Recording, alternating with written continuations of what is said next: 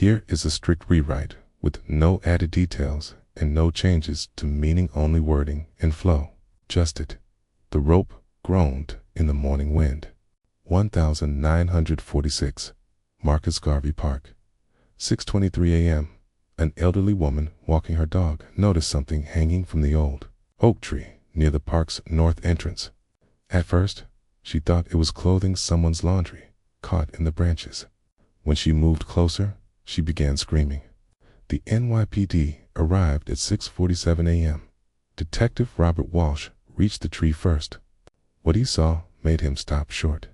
It took his breath away. He knew immediately this was more than a crime scene. It was a message. A young black man, maybe 19, maybe 20, hung from a noose tied to a thick branch. His feet dangled 3 feet above the ground. His head was tilted at an angle that showed he had died slowly and painfully. He wore a Columbia University sweatshirt, khaki pants, and only one shoe. Deep rope burns marked his hands. He had fought, struggled, tried to free himself, but 5 men had been stronger than one teenager. Pinned to his chest was a note written in crude block letters. Colors, know your place. Walsh scanned the park in the early Sunday morning. No one was around, but the tree could be seen from 3 different streets. Whoever did this wanted it seen. They wanted the message to spread. They wanted Harlem to know that even in New York City, even in 1946, terror could still reach them. This was a lynching in Harlem, in the north. The boy's wallet was still in his pocket. Walsh pulled it out with shaking hands. Inside was a Columbia University student ID. Name, Thomas Johnson. The blood drained from Walsh's face. Not Johnson. Please God, not that Johnson. His partner, Detective Sullivan, approached. Who is he? Walsh's voice was barely audible. Thomas Johnson. So, we've got an ID. We notify his uncle. Ellsworth, Bumpy Johnson. The 2 detectives stood silently, both understanding immediately what this meant and what was coming. Sullivan looked at the body, at the note, at the unmistakable evidence of murder. What do we put in the report? Walsh stared at the ground for a long moment.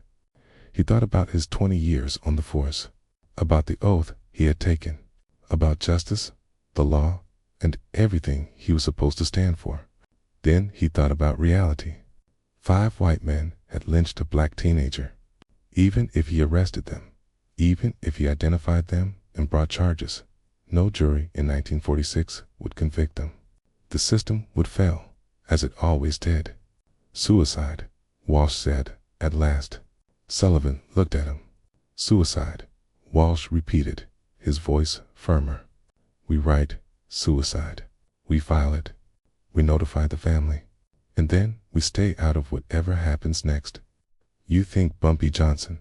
I think those 5 men just signed their own death warrants.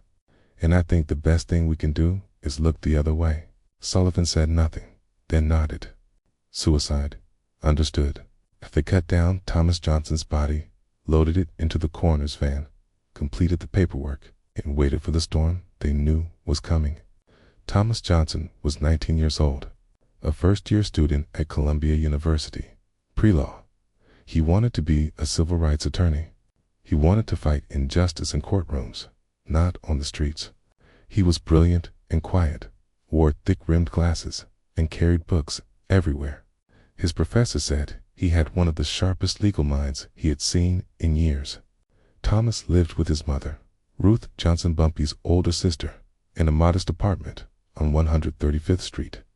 Every Sunday morning at 6 a.m., he walked through Marcus Garvey Park to reach Abyssinian Baptist Church. Same route, same time. Someone had been watching, planning, waiting. The KKK in 1946 was not just a Southern problem. Secret cells operated in northern cities, New York, Chicago, Boston. They met in basements and warehouses, wore respectable faces by day and white hoods by night. In Harlem, a 15-man cell met every other Friday in a warehouse on East 98th Street. They held ordinary jobs mechanics, factory workers, store clerks. No one suspected them. On September 13th, They drew straws to select 5 men for a special assignment to send Harlem a message, to remind the colors that no matter how much they achieved, no matter how high they rose, they could still be dragged down, still be put in their place.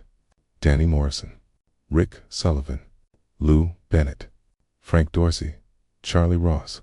They chose Thomas Johnson because he was visible, successful, educated, everything that threatened how they believed the world should work. On the morning of September 15th, 1946, those 5 men waited in Marcus Garvey Park at 6:05 a.m. Thomas Johnson entered the park carrying his Bible. He never reached the church. They stepped out of the shadows. 5 men, no hoods. This was not a ceremony. It was an execution. Thomas saw them and tried to run. He made it maybe 20 feet before they tackled him. He fought. Thomas was small, 5'7", maybe 140 pounds, but he fought with everything he had. His glasses flew off. His Bible dropped into the grass. 5 grown men held him down. Danny Morrison pulled a rope from his coat, the same rope he had practiced tying nooses with at their last meeting. Thomas was crying. "Please, I didn't do anything. Please." Charlie Ross hesitated. Just for a moment, he saw what they were really doing, not punishing a criminal, but murdering a teenager, someone's son. But Danny threw the rope over the oak tree branch, slipped a noose around Thomas's neck, and pulled. The other 4 joined him. Thomas's feet left the ground. He kicked and gasped. His hands clawed at the rope around his neck, leaving burns that would still be visible when the police found him. It took 4 minutes. 4 minutes of struggling, of suffocating, of dying slowly while 5 men held the rope and watched. When Thomas finally stopped moving, they pinned the note to his chest. "Colorado, know your place." Then they walked away back to their lives, their families, their normal Sunday mornings, confident nothing would come of it. Confident the police would look the other way. Confident Thomas Johnson would be just another dead colored boy in a city full of them. They had no idea what they had unleashed. Bumpy. Johnson received a call at 7:12 a.m. Illinois. Gordon's voice was shaking. "Boss, it's Thomas. Ruth's boy. They found him in Marcus Garvey Park. He's gone." Bumpy didn't respond. He couldn't. The phone felt heavy in his hand. "Boss? How?" Bumpy's voice was flat, without emotion. "They're saying suicide. But boss, there was a note. KKK." Bumpy hung up without another word. He sat in his office for 10 minutes, completely still, his mind replaying every memory of Thomas teaching him chess when he was 8, watching him graduate high school, driving him to Columbia on his first day, seeing the pride in Ruth's eyes as her son, the first in their family, walked onto that campus. Finally, Bumpy stood and put on his coat. "I'm going to Ruth's." Ruth Johnson lived 4 blocks away. When Bumpy arrived, she was sitting on her couch, surrounded by neighbors, trying to comfort her. But comfort doesn't work when your only child has been lynched. Ruth looked up as Bumpy entered. Her eyes were red, ruined. "They took my baby." Bumpy sat beside her and took her hand. "I know. The police said suicide. Said Thomas hung himself. My boy would never." "It wasn't suicide." "Then what?" "It was murder. 5 men. KKK." Ruth's body shook with sobs. Bumpy held her and let her cry into his shoulder as he held his sister. He felt something he hadn't felt in 20 years of running Harlem's underworld helplessness. His nephew was dead, and no amount of power, money, or influence could bring him back. But there was something he could do. After Ruth finally cried herself out, Bumpy spoke quietly. "I'm going to handle this." "Handle what?" "The men who did this." Ruth looked at him. "Will it bring Thomas back?" "No." "Then what's the point?" "The point is justice. The point is making sure no other mother in Harlem has to bury her son because some men in hoods thought they could terrorize us." Ruth was silent for a long moment. "Then do what you have to do. But Bumpy, make them understand. Make them feel what I'm feeling. I will, he said. I promise you, sister. They'll understand. At 9 a.m. Bumpy stood beneath the oak tree in Marcus Garvey Park. The police had removed Thomas's body and cut down the rope. But they had missed things. Bumpy saw what they missed. 5 cigarette butts on the ground. Different brands, smoked hours earlier, left together like men waiting. He collected them carefully. 5 different shoe prints pressed into the dirt. He memorized the patterns. Work boots, factory workers, probably. A button torn loose during the struggle. Dark blue, factory uniform style. And something else. A half-burned matchbook from Allie's Tavern on East 96th Street, outside Harlem, in a white neighborhood. Bumpy took everything. Then he circled the park, looking for anyone who might have seen something at the north entrance.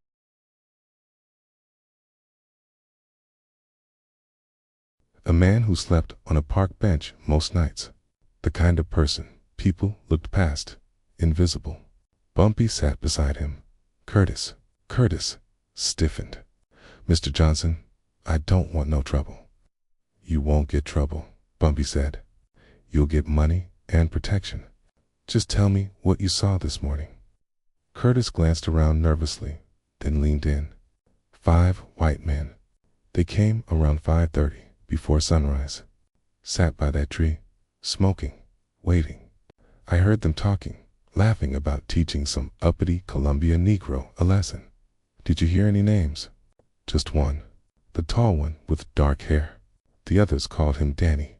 Danny, what? Didn't catch a last name. But I heard where they were going afterward. Allie's Tavern. Said they always celebrated there after their work. Bumpy handed Curtis $200. You never saw anything. You weren't here? Understand? Curtis nodded. The money vanished into his coat. He left the park quickly. Bumpy returned to his office and made a phone call to Joey O'Brien, a bartender who owed him favors. Allie's Tavern. There's a group that meets there. White men. Probably came in early this morning, celebrating. I need names. 3 hours later, Joey called back. Got them. 5 guys came in around 7:30 a.m., already drunk, loud, bragging about taking care of business in Harlem.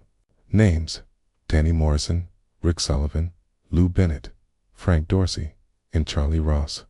Bumpy wrote the names down carefully. They regulars. Yeah, come in every other Friday night. Meet in the back room with about 10 other guys. Real secretive. My boss says it's some kind of club. What kind of club? Joey lowered his voice. The kind that wears hoods, if you know what I mean. Bumpy did. Thanks, Joey. You've paid your debt. At 8 p.m. on the second day, Bumpy had full files on all 5 men, where they lived, where they worked, their families, their routines, everything. He called his 4 most trusted men to his office: Illinois Gordon, Willie Lee, James Quick Jackson, and Marcus Cole. Men who had been with him through wars, prison, and hell. 5 names, Bumpy said quietly. They lynched Thomas. Now they pay. 7 days. 5 men. Each one understands what they took from my sister, what they took from Harlem. Okay. Handed out assignment, surveillance, equipment, planning. And when this is over, Bumpy continued, we're burning down their whole operation. Every man in that KKK cell disappears. They think they can bring Southern terror to Harlem. We're going to teach them Harlem doesn't scare. The 4 men nodded. They had known Thomas, watched him grow up. This wasn't business. This was family.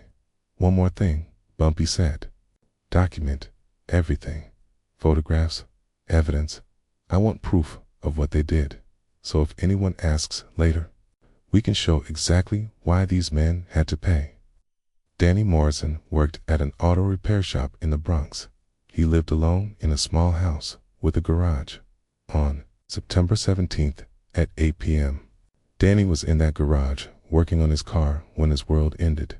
3 men entered through the side door. Danny didn't recognize them.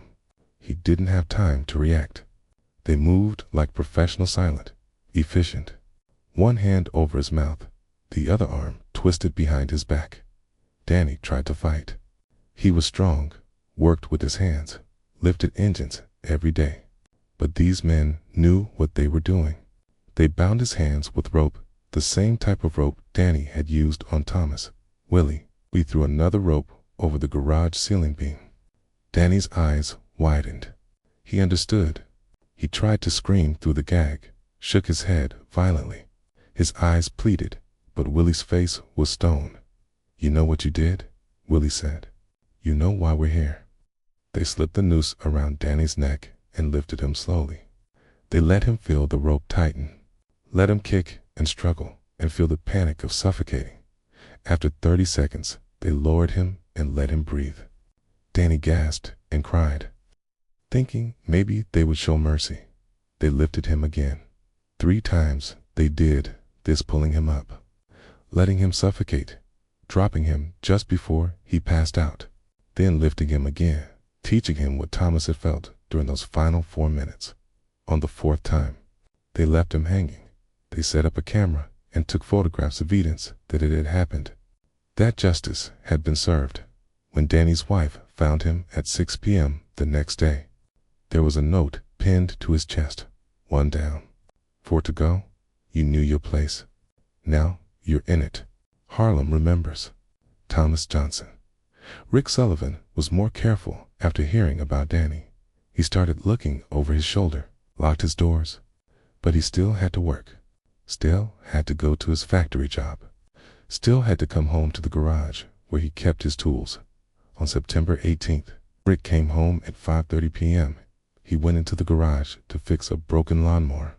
He didn't notice someone had been inside earlier, didn't notice the faint smell of gasoline, didn't notice that his emergency exit window he always kept unlocked had been nailed shut from the outside.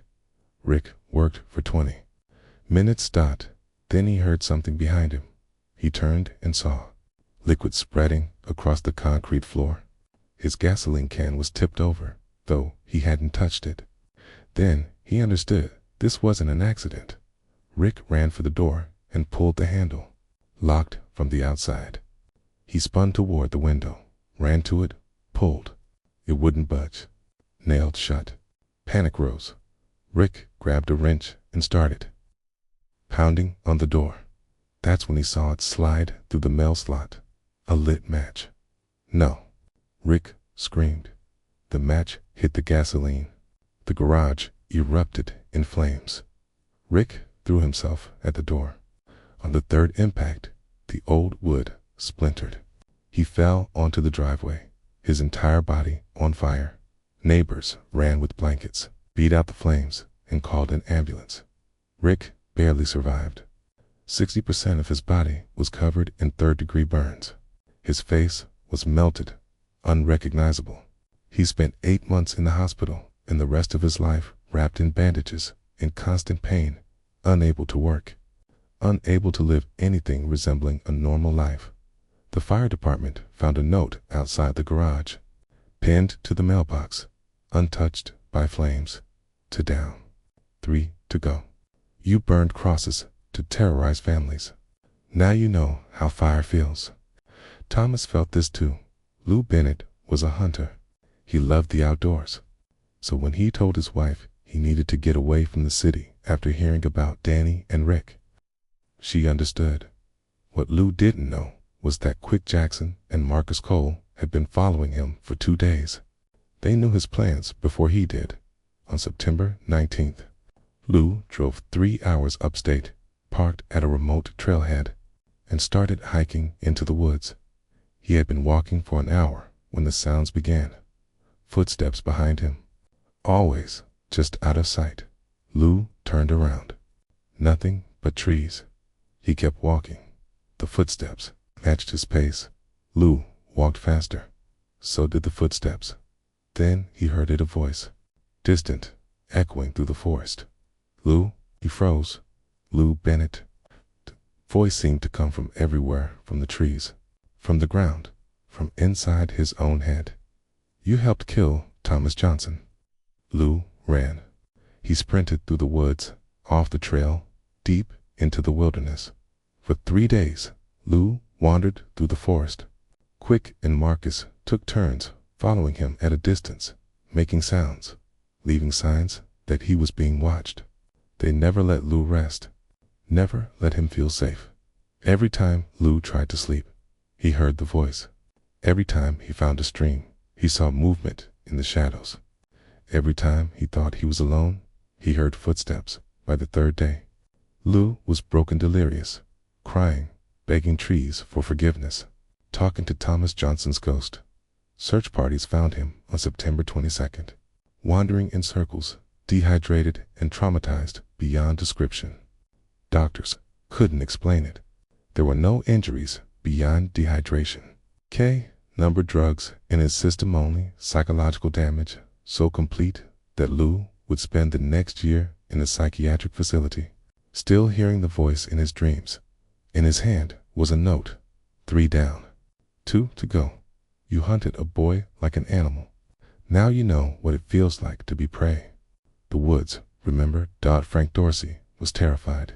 3 of his friends destroyed in 5 days. He moved his family to a hotel, thinking they would be safer away from home. But Illinois Gordon had been watching Frank for 6 days. He knew exactly where he'd moved, knew his routine, knew when the hotel room would be empty. On September 20th, at 2 a.m., Frank's house caught fire. Fire trucks arrived within minutes, but the house was already fully engulfed. Gasoline had been poured around the foundation. Windows had been broken to feed oxygen to the flames. By the time firefighters brought it under control, there was nothing left. Everything Frank owned, every photograph, every memory, his children's toys, his wife's jewelry was gone. The fire chief found Frank at the hotel. Mr. Dorsey, I'm sorry. Your house is a total loss. And sir, this was arson. Professional arson. Frank nodded. He had known it was coming. On the mailbox of his burned house, they found a note, for down, 1 to go. You destroyed a family's future. Now you understand loss. 1 remained. Charlie Ross was the last one left. He had watched 4 friends destroyed in 6 days. And he absolutely knew that tonight was his turn at 5:30 a.m. on September 21st. Charlie made a decision. He would go to the police, confess everything, go to prison. Anywhere was safer than the streets. He got into his car and started driving toward the 28th precinct. He didn't notice the car following him. Didn't notice when it boxed him in on a quiet street 3 blocks from the station. Illinois Gordon stepped out, walked to Charlie's window, and knocked. Charlie looked up, saw Gordon's face, and understood immediately. Get out of the car, Charlie, please, Charlie said.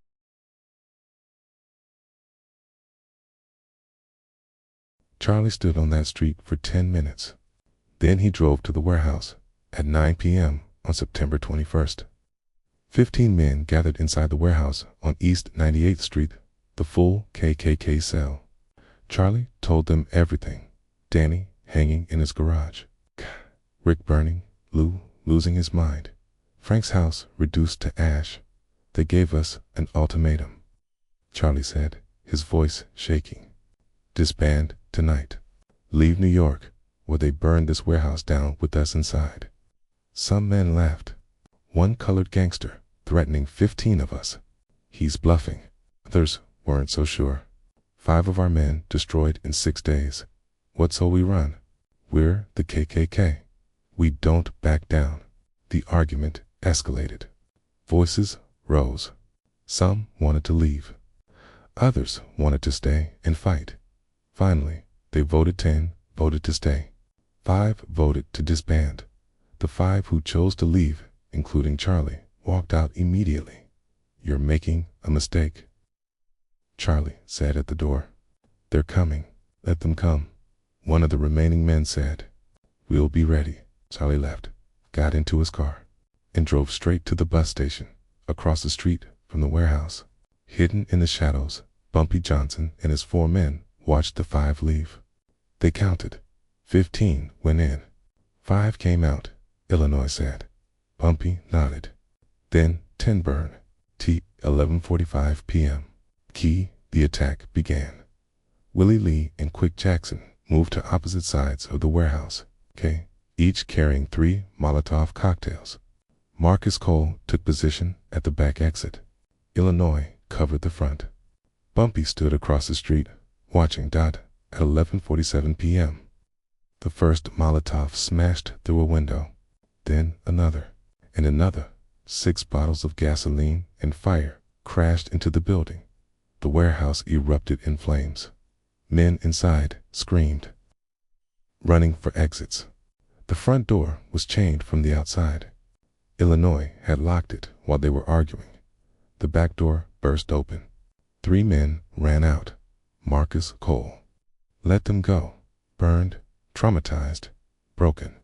That was enough. 7 men died in the fire trapped inside. Burned alive. The fire department's official report called it an accidental blaze, likely caused by improper storage of flammable materials and illegal alcohol distillation. The NYPD investigation closed within 48 hours. No suspects. No charges. Detective Walsh read the report, filed it away, and never spoke of it again. By September 23rd, the KKK cell in Harlem was destroyed. 5 men had taken part in Thomas Johnson's lynching. Danny Morrison dead, hanged in his garage. Rick Sullivan, permanently disfigured, 60% burns, life destroyed. Lou Bennett, committed to a psychiatric hospital, mind broken. Frank Dorsey homeless, everything he owned burned. Charlie Ross fled to California, never returned. 10 more men had voted to stay and fight. 7 died in the warehouse fire. 3 escaped with severe burns and lasting trauma. The remaining KKK members in New York, the ones not present that night, disbanded immediately. They burned their robes, destroyed their records, and disappeared into ordinary life. The message had been received. Harlem protects its own. Touch Harlem's children. And the cost is everything. More than 3,000 people attended Thomas Johnson's funeral at Abyssinian Baptist Church. The casket was closed. Ruth had insisted. She wanted, Thomas remembered, alive, smiling, full of promise. Bumpy stood beside his sister throughout the service, silent. His face revealed nothing, but his eyes carried a weight no one else could see. As the casket was lowered into the ground, Bumpy placed something on top. A photograph Thomas in his Columbia sweatshirt, holding a law book, smiling, and 5 more photographs. Danny Morrison hanging. Rick Sullivan's burned face.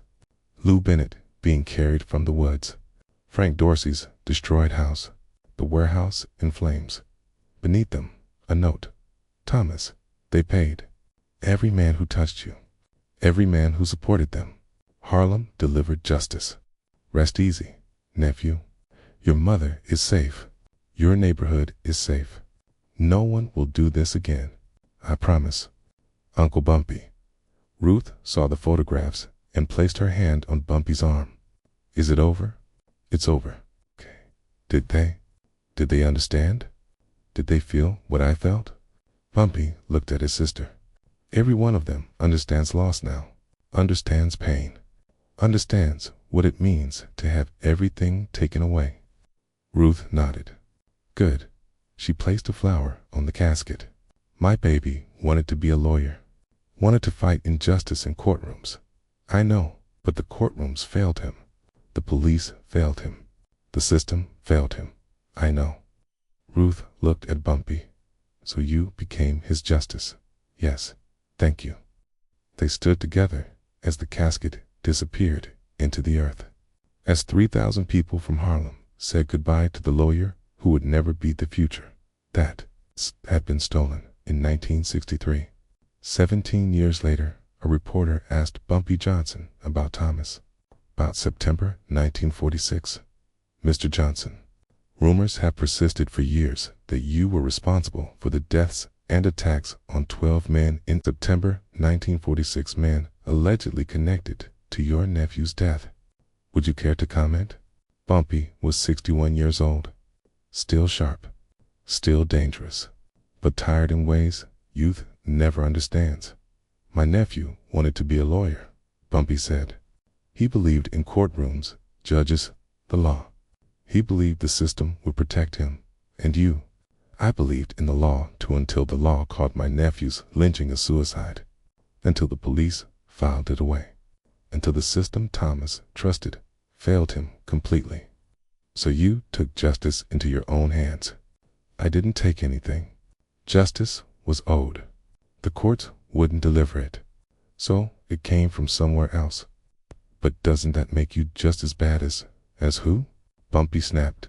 The men who lynched a 19-year-old for being black and educated. The police who covered it up. A system that's been failing black families since this country was founded.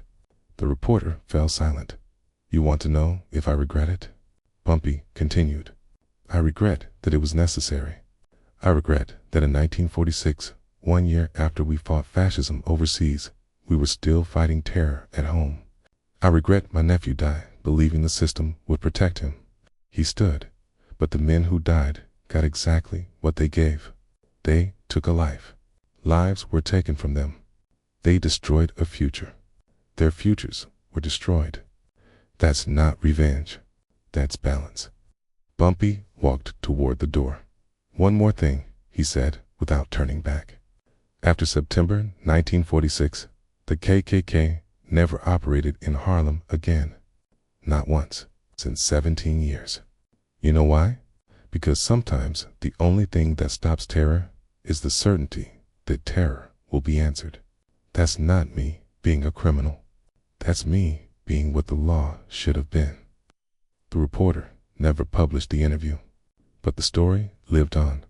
It moved through Harlem like a legend, like a warning, like a promise. Touch Harlem's children, and Harlem will touch you back, not with lawyers and courtrooms, but with something older, something final. Thomas Johnson wanted to be a lawyer, but his uncle became his justice, and the 5 men who killed him and the 10 who supported them learned what justice looks like when the system fails. 7 days. 12 men destroyed. One message that lasted for generations. Harlem protects its own. If this story made you think about just Israel justice when the system fails, subscribe. We're not glorifying violence. We're telling the truth about what happened when black communities had to protect themselves because no one else would. Leave a comment. Was this justice or revenge? When the law calls a lynching suicide, what options remain? Where is the line? Turn on notifications. We're bringing you the untold stories of Bumpy Johnson, the moments that never made the history books, the times when one man stood between his community and terror. Remember Thomas Johnson, 1927 to 1946, the lawyer Harlem never got.